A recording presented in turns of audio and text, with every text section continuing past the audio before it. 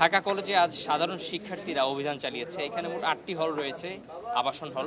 সেই ৮টি হলের মধ্যে ২টি হলে মাত্র অভিযান চালিয়ে এই বিপুল পরিমাণ অস্ত্র উদ্ধার করা হয়েছে।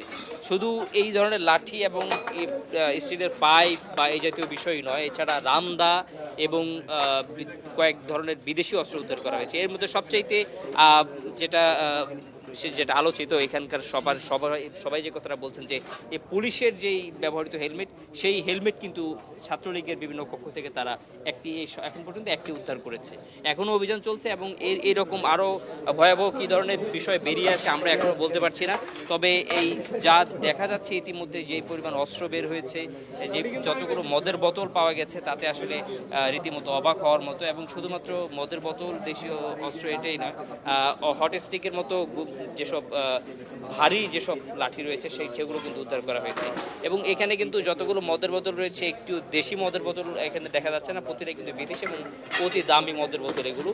এছাড়া এই দেশি যেসব অস্ত্রগুলো দেখা যাচ্ছে, প্রতিটা কিন্তু অত্যন্ত ধারালো এবং প্রতিটা দিয়েই কিন্তু মানুষ হত্যা করা সম্ভব। এবং এছাড়া কিন্তু পকেটে রাখার জন্য যেসব ছোটো ছোটো অস্ত্র ব্যবহার করা হয়, সেই অস্ত্রগুলো কিন্তু আমরা দেখতে পেয়েছি। এবং বিপুল পরিমাণ সিগারেটের প্যাকেট আমরা স্বাভাবিকভাবে দেখতে পেয়েছি। এবং অস্ত্রগুলো কিন্তু শিক্ষার্থীরা উদ্ধার করেছে।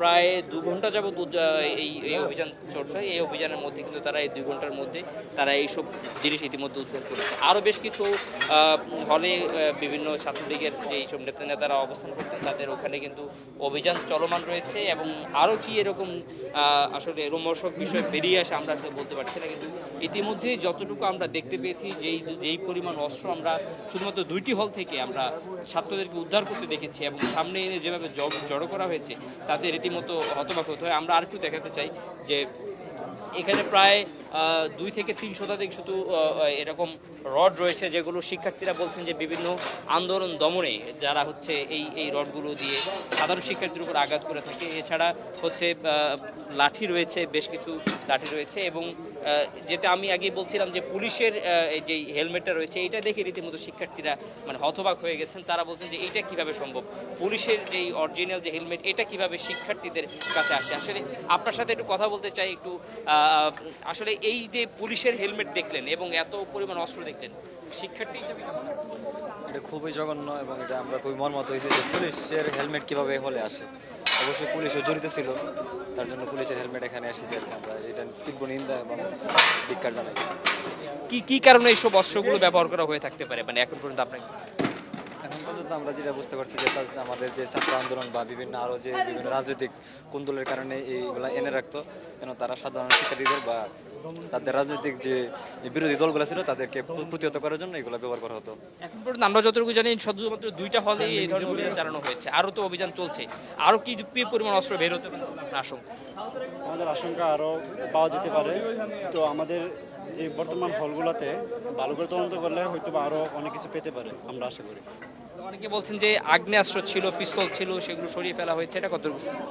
এটা হয়তো বা সম্ভব, ওরা জানতে পারে যে আমরা তদন্ত করব, ওই কারণে ওরা আগে ওইগুলো সরিয়ে ফেলছে। ওরা আরও যন্ত্রপাতি যেগুলো ছিল ওরা আপনার সঙ্গে একটু কথা। আমরা জানতে পেরেছি যে ওরা গতকাল রাতে এসে বা তারা এসে সব কিছু সরিয়ে ফেলেছে, কারণ প্রত্যেকটা রুমের তালা প্রায় অনেকগুলো রুমের তালা আমরা খোলা দেখেছি এবং রুমগুলো সব অগোছালো দেখেছি। তো আমরা এর থেকে ধারণা করতে পারি যে তারা বিভিন্নভাবে বা কারোর সাথে আমাদের টিচাররা কি যোগ ছিল কি না তার সাথে, সেটাও আমাদের দেখতে হবে। তো প্রত্যেকটা রুম যেহেতু এলোমেলো, আমরা তেমন কিছু আগ্রহস্থিত থাকার কথা প্রত্যেকটা হলে, কারণ আমরা জানি তারা এগুলো ব্যবহার করতো বিভিন্ন আন্দোলন সংগ্রামে ছাত্রদেরকে দমন করার জন্য বা বিরোধী দলকে দমন করার জন্য। তো আমরা জোর গলায় বলতে পারি যে তারা এর আগে এসে সব কিছু সরিয়ে নিয়ে গিয়েছে এবং প্রত্যেকটা রুম অগোছালো ছিল। আমরা এসে প্রত্যেকটা রুম অগোছালো দেখেছি এবং বেশিরভাগ রুমের তালা খোলা দেখেছি। এমনিতে এগুলোকে অনেকে ছাত্রলীগের কলম বলছে, এই বিষয়ে আপনি? এগুলো আপনারা যেটা এটা আসলেই ছাত্রলীগের কলম। আমরা সবসময় দেখেছি যে ছাত্রলীগ যখনই মাঠে যেত, হেলমেট, লাঠি, রড ছোটা নিয়ে যেত। এবং ছাত্রলীগের মধ্যে কোনো ভালো স্টুডেন্ট কখনোই দেখিনি আমরা যে সিজিপিএ 3 পয়েন্টের উপরে খুব কম ছেলে পেয়েছে যারা হলে থেকে ছাত্রলীগ করতো। তারা পড়াশোনা না করে তাদেরকে দিয়ে তারা বিভিন্ন জায়গায় মারামারি করাতো। গ্রাম থেকে এসে ছেলেরা যারা অসহায় ছিল তারাই তো হলে উঠতো এবং তাদেরকে দিয়ে তারা চাঁদাবাজি করাতো, তাদেরকে দিয়ে তারা বিভিন্ন জায়গায় মারামারি করাতো। এবং তারা কেন্দ্র থেকে, সাদ্দাম থেকে কিছু টাকা পেত, সঞ্জিত থেকে কিছু টাকা পেয়ে নিজেরা চলতো আর তারা চেষ্টামি করে চলতো। কমিটিও ছিল না, তাদের লজ্জা শরম বলতে কিচ্ছু নাই।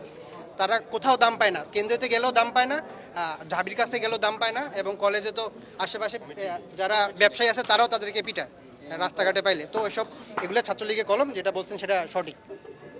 আমরা কিন্তু শিক্ষার্থীর সঙ্গে কথা বলে কিন্তু এই বিষয়ে জানতে পেরেছি। আমরা যখন অভিযানগুলো দেখছিলাম তখন কিন্তু শিক্ষার্থীরা অস্ত্রগুলো উদ্ধার করছিলেন আর বলছিলেন যে এগুলো হচ্ছে ছাত্রলীগের কলম। এরকম আরও কত শত কলম আসলে বের হয় সেটা জানার জন্য হয়তো আমাদের আরও কিছু অপেক্ষা করতে হবে। এই ছিল রাজধানীর ঢাকা বিশ্ববিদ্যালয়, ঢাকা কলেজ থেকে আমার কাছে থাকা সর্বশেষ তথ্য।